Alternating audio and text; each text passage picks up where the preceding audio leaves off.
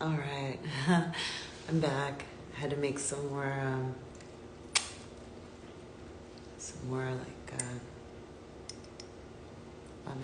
lemon water here. Let's go time for real this time. If you are interested at all in my thoughts about duality versus individuality, you can go ahead and check out the live reel from before this.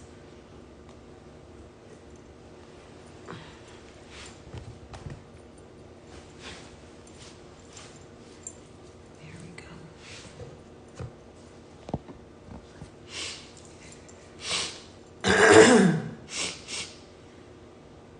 This cayenne's really clearing up my sinuses. So, Zen Mind, Beginner's Mind, Shunryū Suzuki, episode 2. And I didn't put a bookmark in here, so let's try and open this up without moving my Post-its. Hold on.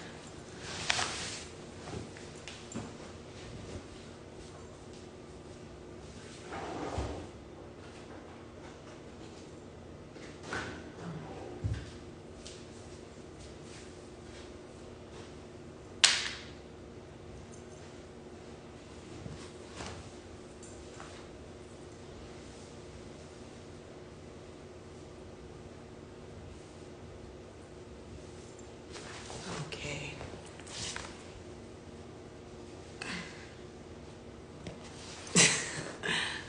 There we go. So awkward.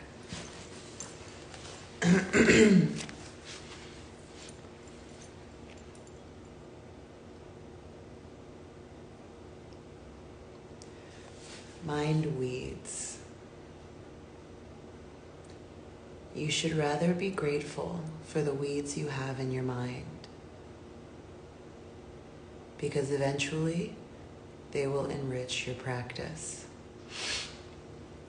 When the alarm rings early in the morning and you get up, I think you do not feel so good. It is not easy to go and sit. And even after you arrive at the Zendo and begin Zazen, you have to encourage yourself to sit well. These are just waves of your mind. In pure Zazen, there should not be any waves in your mind. While you are sitting, these waves will become smaller and smaller, and your effort will change into some subtle feeling. We say, pulling out the weeds, we give nourishment to the plant. We pull the weeds and bury them near the plant to give it nourishment. So even though you have some difficulty in your practice, even though you have some waves while you are sitting, those waves themselves will help you. So you should not be bothered by your mind. You should rather be grateful for the weeds, because eventually they will enrich your practice. If you have some experience of how the weeds in your mind change into mental nourishment, your practice will make remarkable progress. You will feel the progress. You will feel how they change into self-nourishment. Of course, it is not so difficult to give some philosophical or psychological interpretation of our practice. But that is not enough. We must have the actual experience of how our weeds change into nourishment. Strictly speaking, any effort we make is not good for our practice because it creates waves in our mind.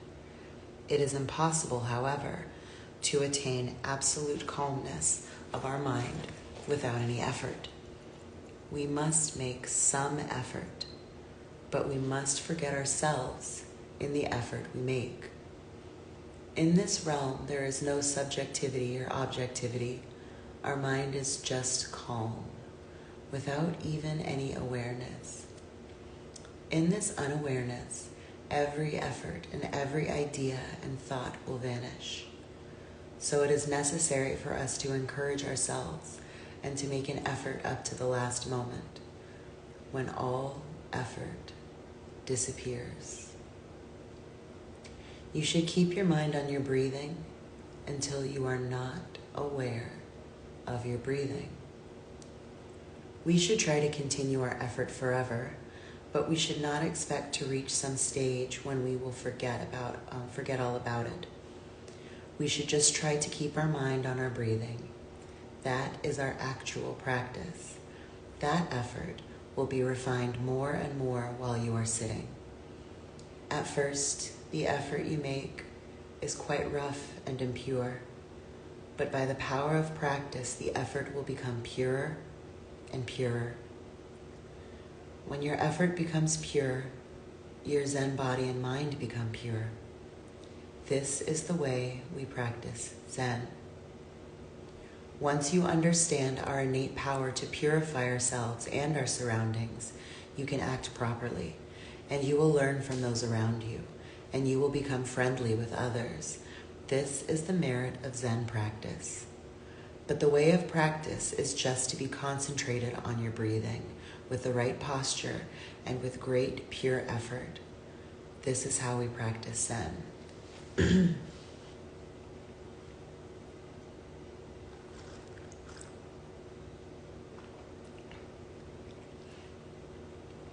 Sorry, I'm still a little emotionally shook up from that last little live there. That was a lot.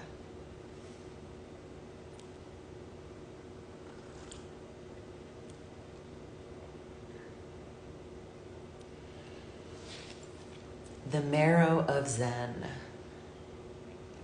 In the Zazen posture, your mind and body have great power to accept things as they are, whether agreeable or disagreeable. In our scriptures, Samyuktagama Sutra, Volume 33, it is said that there are 4 kinds of horses: the excellent ones, good ones, poor ones, and bad ones. The best horse will run slow and fast, right and left, at the driver's will, before it sees the shadow of the whip. The second best will run as well as the first one does, just before the whip reaches its skin. The third one will run when it feels pain on its body, and the fourth one will run after the pain penetrates to the marrow of its bones.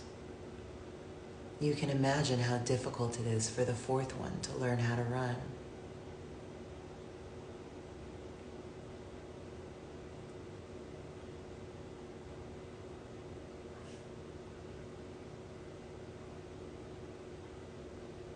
I think I'm the fourth horse.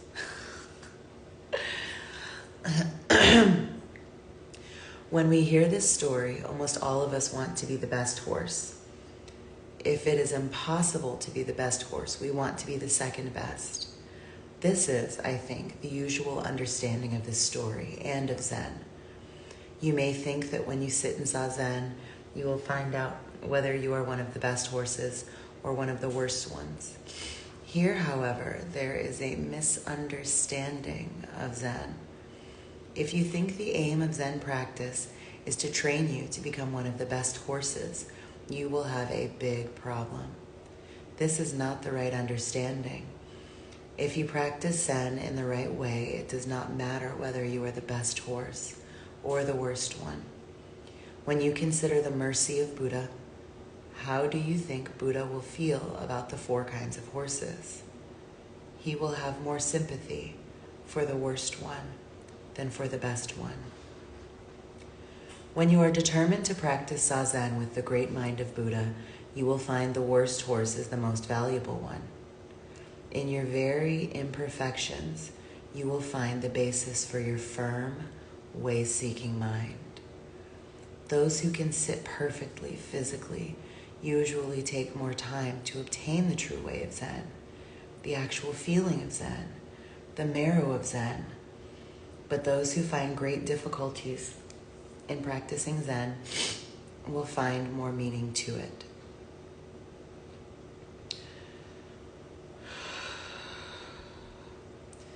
So I think that sometimes the best horse may be the worst horse, and the worst horse can be the best one. If you study calligraphy, you will find that those who are not so clever usually become the best calligraphers.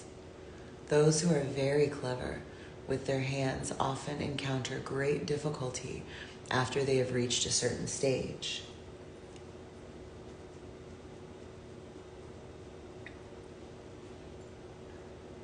This is also true in art and in Zen.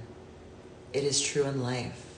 So when we talk about Zen, we cannot say, he is good or he is bad in the ordinary sense of the words. The posture taken in Zazen is not the same for each of us. For some, it may be impossible to take the cross-legged posture. But even though you cannot take the right posture, when you arouse your real, way-seeking mind, you can practice Zen in its true sense. Actually, it is easier for those who have difficulties in sitting to arouse the true way-seeking mind than for those who can sit easily. When we reflect on what we are doing in our everyday life, we are always ashamed of ourselves. One of my students wrote to me saying, "You sent me a calendar, and I am trying to follow the good mottos which appear on each page, but the year has hardly begun, and I already have failed." Dogen Zenji said,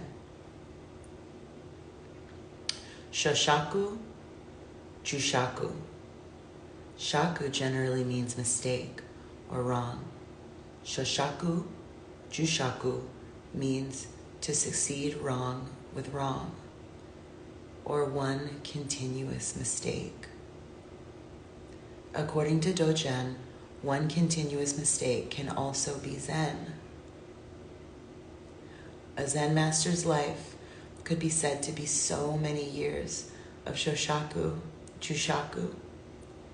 This means so many years of one single-minded effort.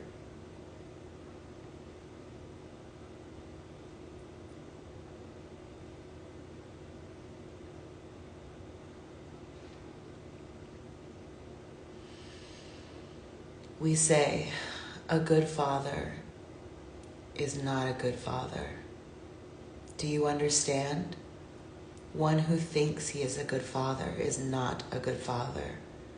One who thinks he is a good husband is not a good husband. One who thinks he is one of the worst husbands may be a good one if he is always trying to be a good husband with single-hearted effort. If you find it impossible to sit because of some pain or some physical difficulty, then you should sit anyway, using a thick cushion or chair. Even though you are the worst horse, you will get to the marrow of Zen.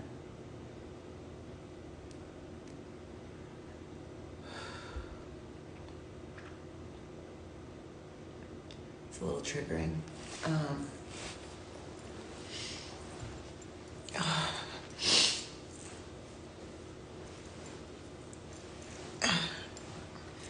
Very comfy.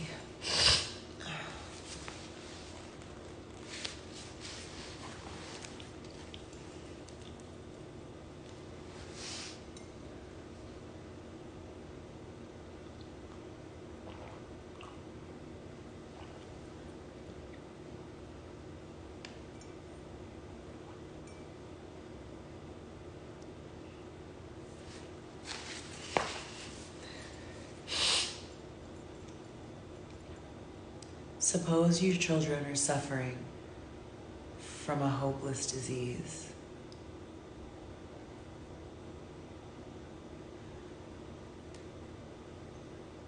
Sorry, that last paragraph really got me.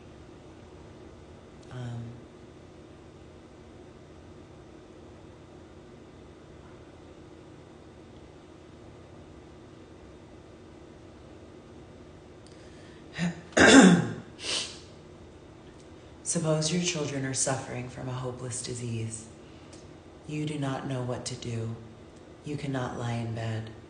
Normally, the most comfortable place for you would be a warm, comfortable bed. But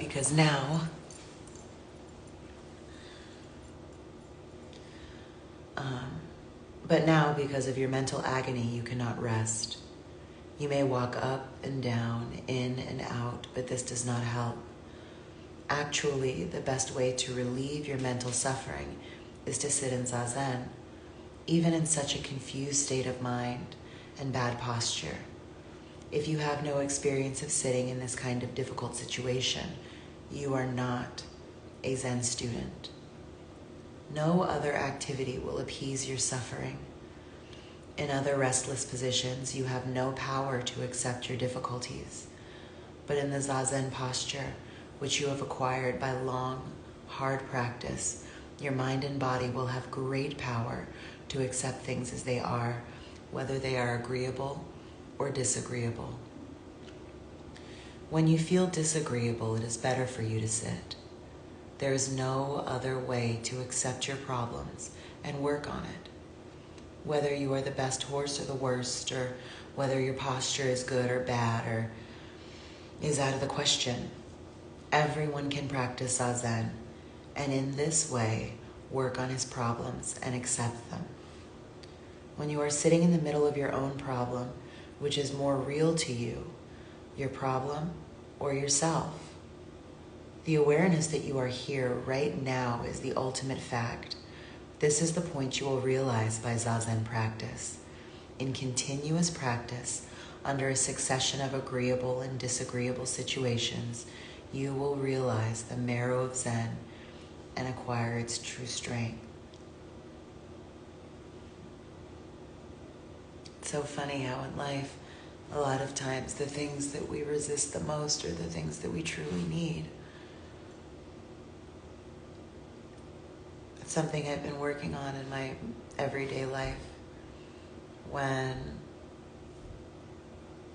I'm going through something tough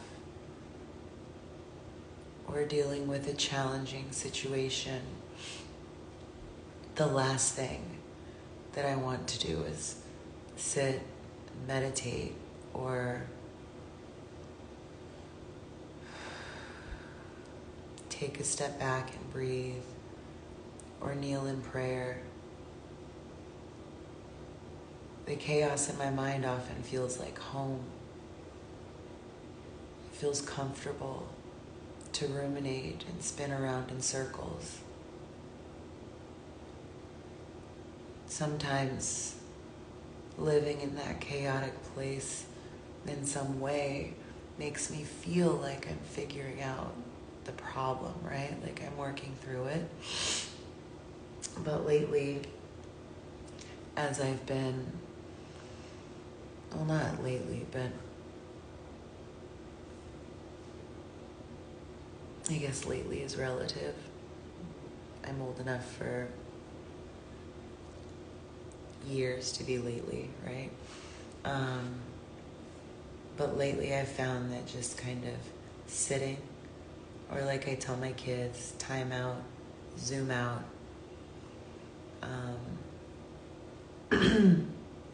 in order to come up with a solution to the problem, that's when the answers really come. When you stop thinking about it and sit, it's like eventually like your heart or your higher self or your intuition or whatever you want to call it speaks up and tells you what you really need. Honestly, sometimes I found what I really need is to just understand that worrying and overanalyzation just make you experience whatever you're worrying about twice.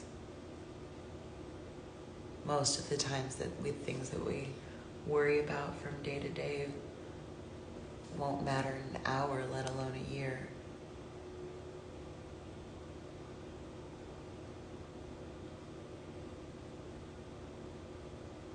And just single-mindedly working toward that effort is the best, I guess, that we can do.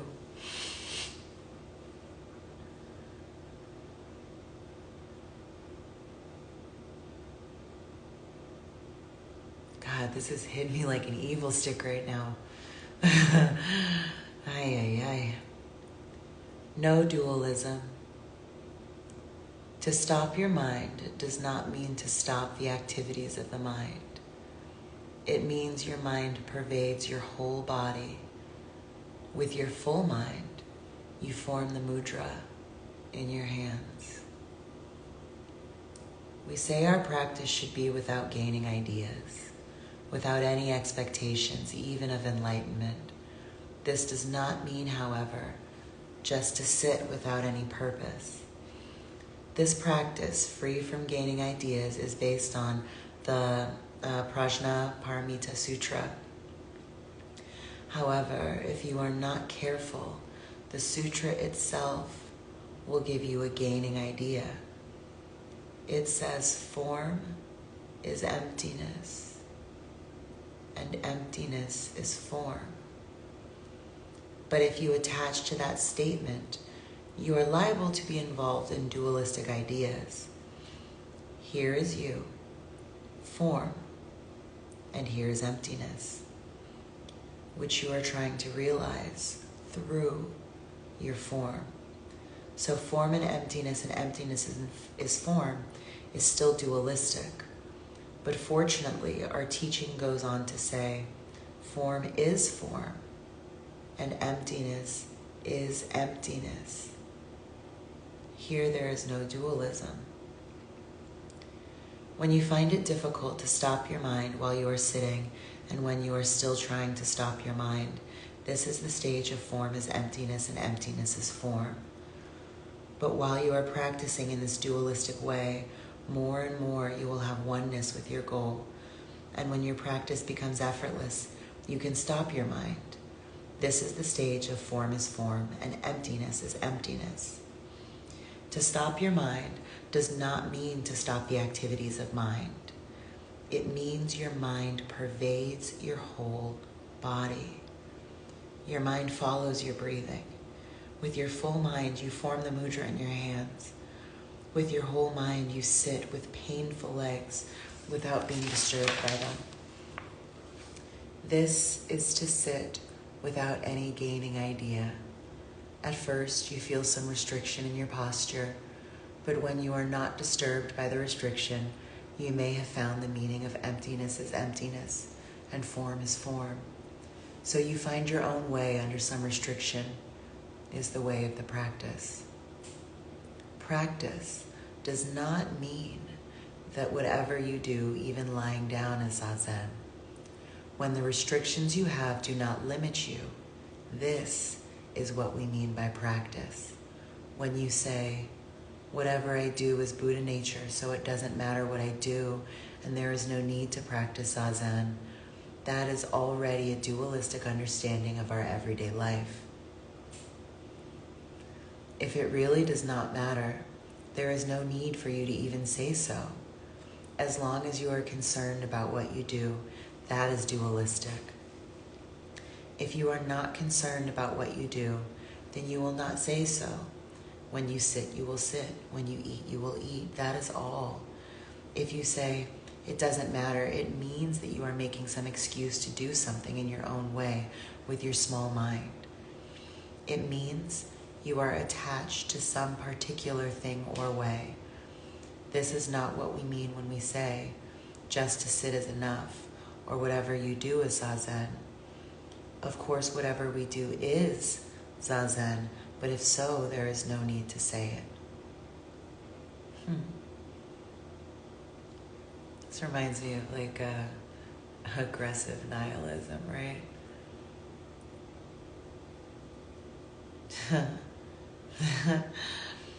When you sit, you should just sit without being disturbed by your painful legs or sleepiness. That is zazen. But at first, it is very difficult to accept things as they are. You will be annoyed by the feeling you have in your practice when you can do everything, whether it is good or bad, without disturbance or without being annoyed by the feeling. That is actually what we mean by form is form and emptiness is emptiness. When you suffer from an illness like cancer and you realize you cannot live more than 2 or 3 years, then seeking something upon which to rely, you may start practice. One person may rely on the help of God. Someone else may start the practice of Zazen. His practice will be concentrated on obtaining emptiness of mind. That means he is trying to be free from the suffering of duality. This is the practice of form is emptiness, and emptiness is form. Because of the truth of emptiness, he wants to have the actual realization of it in his life. If he practices in this way, believing and making effort, it will help him, of course, but it is not perfect practice.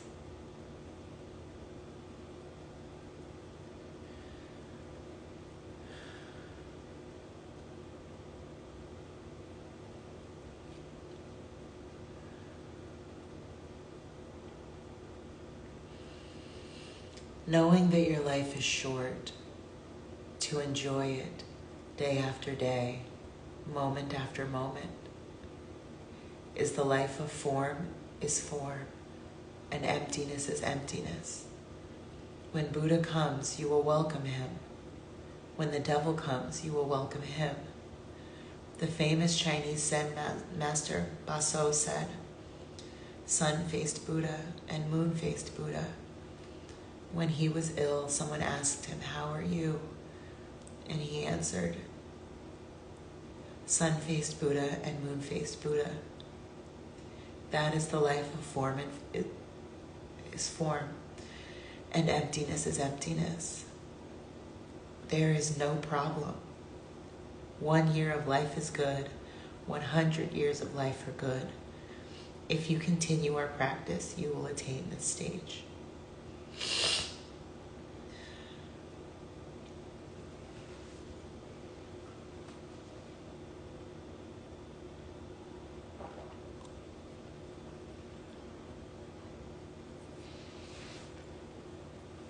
At first, you will have various problems, and it is necessary for you to make some effort to continue our practice. For the beginner, practice without effort is not true practice. For the beginner, the practice needs great effort, especially for young people. It is necessary to try very hard to achieve something. You must stretch out your arms and legs as wide as they will go. Form is form. You must be true to your own way until at last you actually come to the point where you see it is necessary to forget all about yourself. Until you come to this point, it is completely mistaken to think that whatever you do is Zen, or that it does not matter whether you practice or not. But if you make your best effort just to continue your practice with your whole mind and body, without gaining ideas, then whatever you do will be true practice. Just to continue should be your purpose. When you do something, just to do it should be your purpose. Form is form, and you are you, and true emptiness will be realized in your practice. You need to make a note here. I'm going to use this for meditation class here.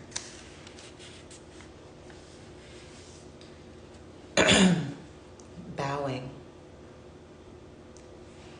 Bowing is a very serious practice. You should be prepared to bow even in your last moment.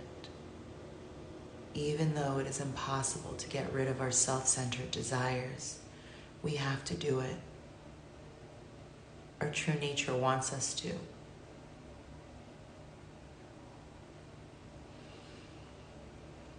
After Zazen, we bow to the floor 9 times.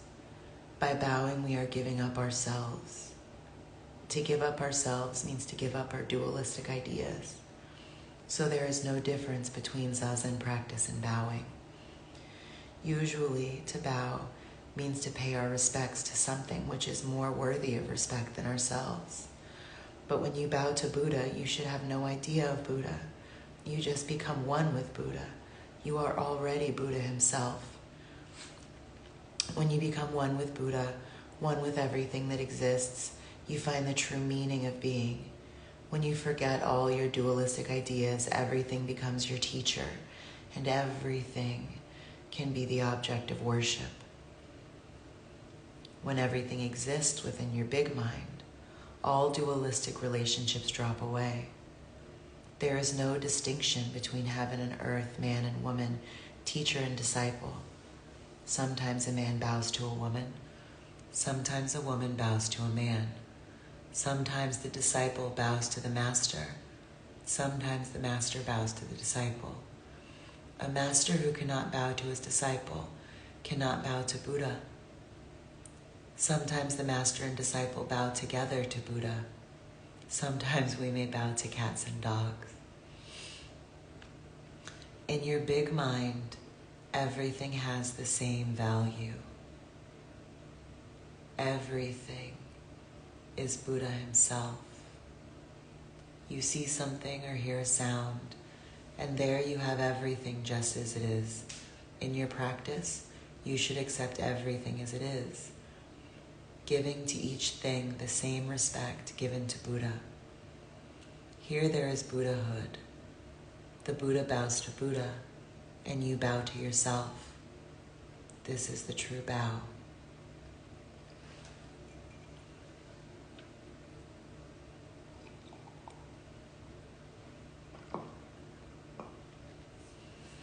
If you do not have this firm conviction of big mind in your practice, your bow will be dualistic.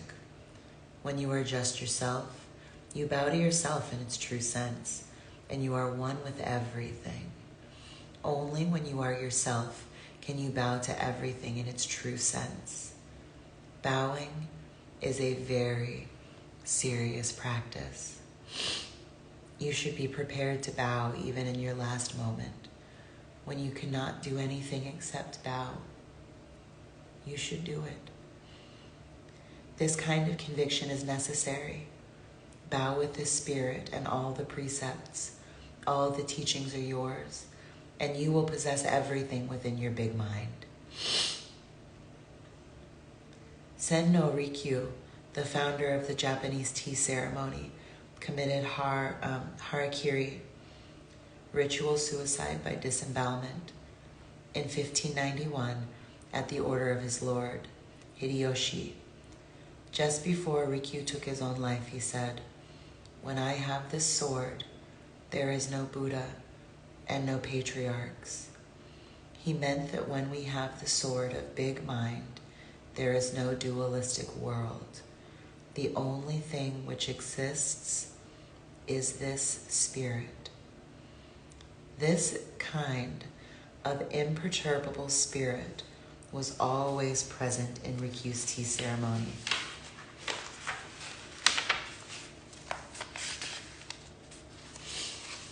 He never did anything in just a dualistic way. He was ready to die in each moment. In ceremony after ceremony, he died, and he renewed himself. This is the spirit of the tea ceremony. This is how we bow. My teacher had a callus on his forehead from bowing. He knew he was an obstinate, stubborn fellow, and so he bowed and bowed and bowed. The reason he bowed was that inside of himself, he always heard his master's scolding voice. He had joined the Soto order when he was 30, which was for a Japanese priest. He joined the Soto order when he was 30, which for a Japanese priest is rather late. When we are young, we are less stubborn, and it is easier to get rid of our selfishness. So his master always called my teacher, "You lately joined fellow," and scolded him for joining so late. Actually, his master loved him for his stubborn character. When my teacher was 70, he said, When I was young, I was like a tiger, but now I am like a cat. He was very pleased to be like a cat. Bowing helps to eliminate our self-centered ideas. This is not so easy. It is difficult to get rid of these ideas, and bowing is a very valuable practice. The result is not the point. It is the effort to improve ourselves that is valuable. There is no end to this practice. Each vow expresses one of the 4 Buddhist vows. These vows are: although sentient beings are innumerable, we vow to save them. Although our evil desires are limitless, we vow to be rid of them. Although the teaching is limitless, we vow to learn it all. Although Buddhism is unattainable, we vow to attain it. If it is unattainable, how can we attain it? But we should. That is Buddhism. To think because it is possible we will do it is not Buddhism.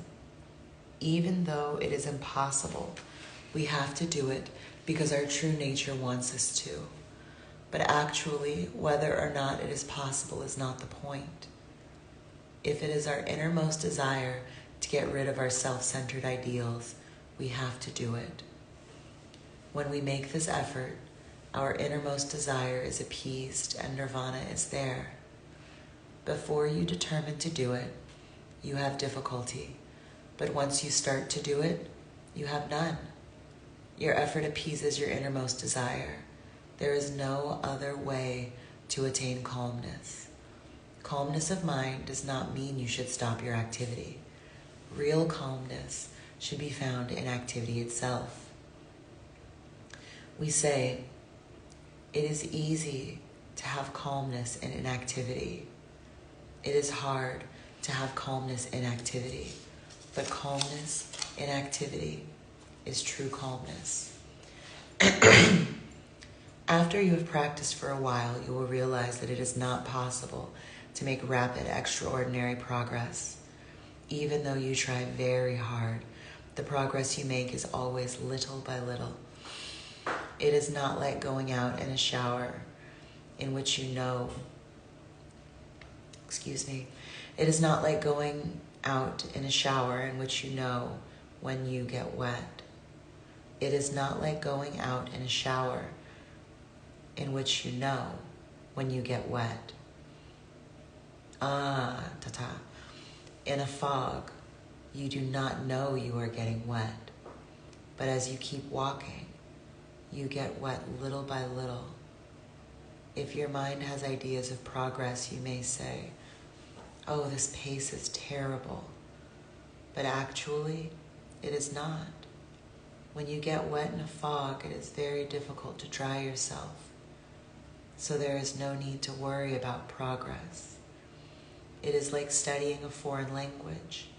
You cannot do it all of a sudden, but by repeating it over and over, you will master it. This is the Soto way of practice. We can say either that we make progress little by little, or that we do not make even... Sorry, my words are all jumbled right now. Getting wet in a fog reminds me of depression. How it creeps up on you and you don't realize until you get all wet. You look down and your jacket's soaked. It's like you didn't even see it coming. We can say either that we make progress little by little, or that we do not even expect to make progress. Just to be sincere and make our full effort in each moment is enough. There is no nirvana outside our practice.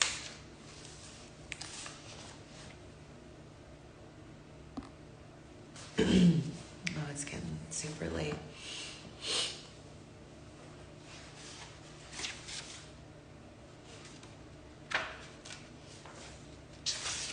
Oh, this is perfect. So I'll finish up this last segment And this will bring us to part 2 for next episode. Nothing special.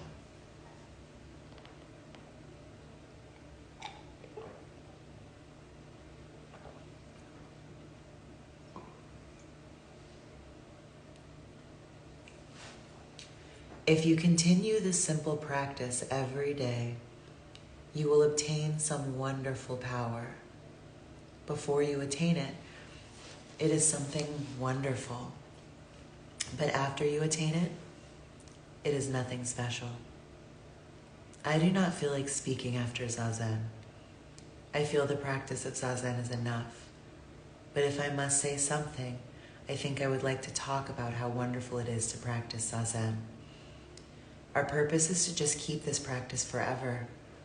This practice started from beginningless time, and it will continue into an endless future. Strictly speaking, for a human being, there is no other practice than this practice. There is no other way of life than this way of life. Zen practice is the direct expression of our true nature. Of course, whatever we do is the expression of our true nature, but without this practice, it is difficult to realize. It is our human nature to be active and the nature of every existence. As long as we're alive, we are always doing something. But as long as you think, I am doing this, or I have to do this, or I must attain something special, you are actually not doing anything. When you give up, when you no longer want something, or when you do not try to do anything special, then you do something. When there is no gaining idea in what you do, then you do something. In Zazen, what you are doing is not for the sake of anything. You may feel as if you are doing something special, but actually, it is only the expression of your true nature. It is the activity which appeases your innermost desire. But as long as you think that you are practicing Zazen for the sake of something, that is not true practice. If you continue this simple practice every day, you will obtain a wonderful power. Before you attain it, it is something wonderful. But after you obtain it, it is nothing special. It is just you yourself, nothing special. As a Chinese poem says, I went and I returned. It was nothing special. Rozan, famous for its misty mountains, Seko for its water.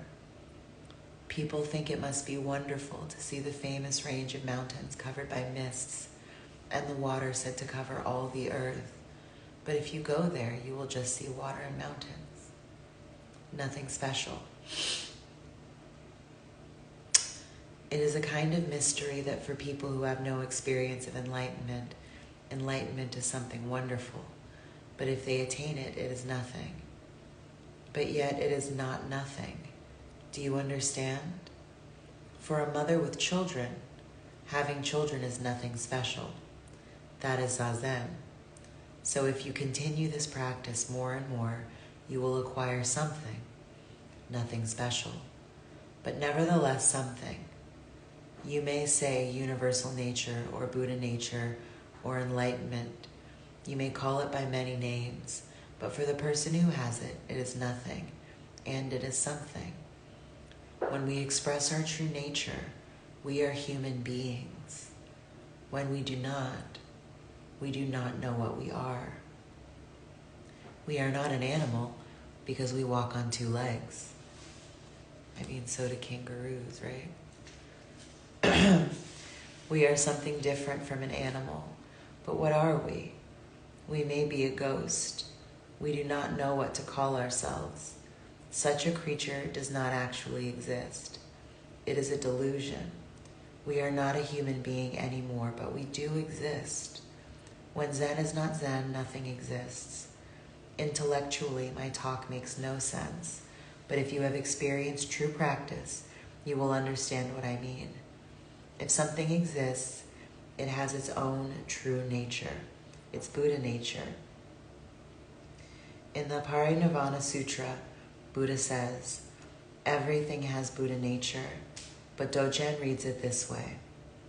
Everything is Buddha nature. There is a difference if you say everything has Buddha nature. It means Buddha nature is in each existence. So Buddha nature and each existence are different. But when you say everything is Buddha nature, it means everything is Buddha nature itself. When there is no Buddha nature, there is nothing at all. Something apart from Buddha nature is just a delusion. It may exist in your mind, but some things actually do not exist. So to be a human being is to be a Buddha. Buddha nature is just another name for human nature, our true human nature. Thus, even though you do not do anything, you are actually doing something. You are expressing yourself. You are expressing your true nature. Your eyes will express, your voice will express, your demeanor will express. The most important thing is to express your true nature in the simplest, most adequate way, and to appreciate it in the smallest existence. While you are continuing this practice, week after week, year after year, your experience will become deeper and deeper, and your experience will cover everything you do in your everyday life. The most important thing is to forget all gaining ideas, all dualistic ideas. In other words, just practice Zazen in a certain posture. Do not think about anything. Just remain on your cushion without expecting anything. Then eventually, you will resume your own true nature. That is to say, your own true nature resumes itself.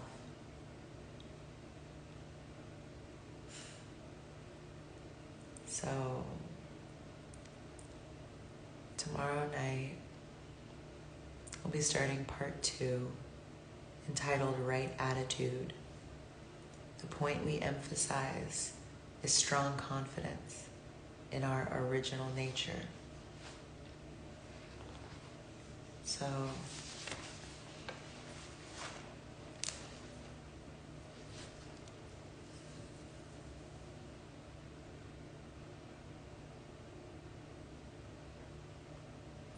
it's an interesting passage there.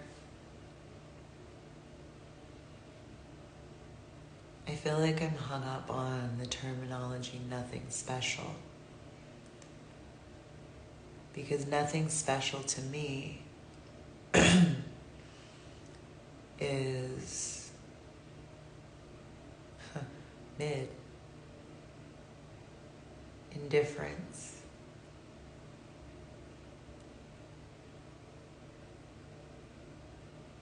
But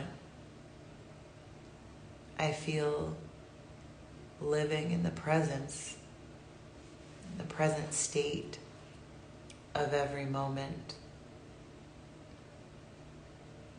is who you are, and therefore nothing extraordinary, but it also opens up being able to feel and love and experience in each present moment, which I truly believe is a gift. Maybe that's me coming from a dualistic perspective, but settling in to the warm bath that is life is not only a great comfort, but also a great refresher of all ideas. In that place, being able to experience fully gives the highs and lows, the ups and downs, the bliss and the pain, and connects you to your nervous system, your body, the world around you, and your life. I mean, maybe I'm just an optimist, or maybe I'm nitpicking or creating issue with something that is just words attempting to describe a feeling that is larger than not only myself, but all things.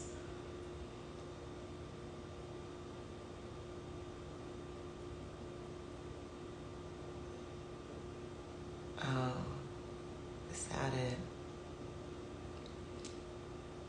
As humans, we are nothing special, but inherently special in our nothingness for what is life.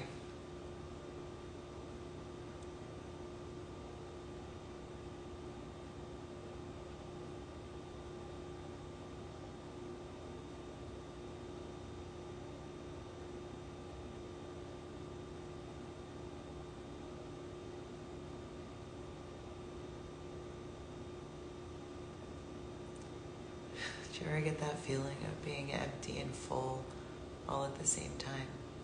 That's how I feel right now. It's funny, I can feel the wheels in the back of my head processing. I just don't know where they're going yet.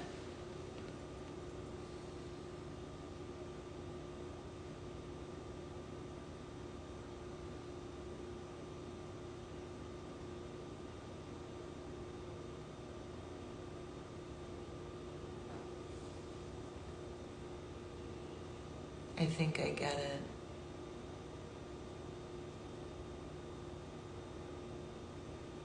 Like everything just is. It's like the Cheerios under my fridge, right? Everything just is.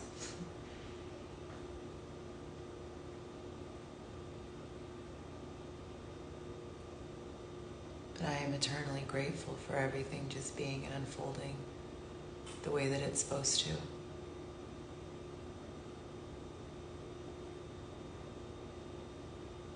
And however simplistic my gratitude feels special to me. And I guess that's my personal meaning of life.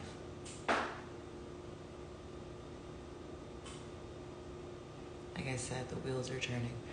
I'm just not sure what they're making yet.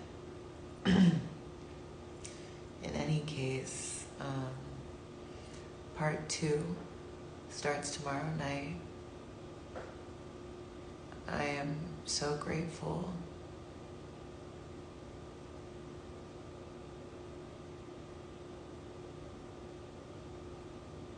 So grateful for being able to read through Zen Mind, Beginner's Mind. So grateful to revisit these feelings with a different perspective. Revisit these words with a different perspective. And I'm grateful that I got to read you a bedtime story.